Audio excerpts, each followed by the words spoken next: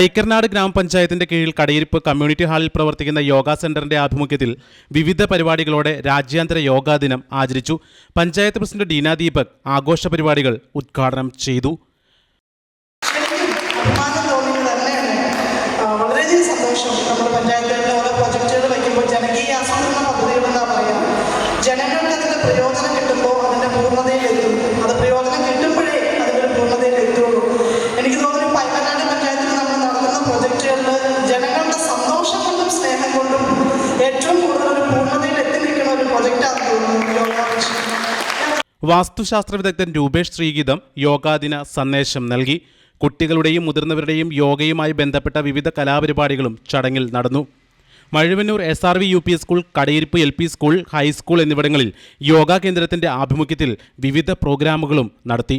ആഘോഷങ്ങൾക്ക് യോഗാചാര്യ Beena George, convener Kuriachan MM എന്നിവർ നേതൃത്വം നൽകി.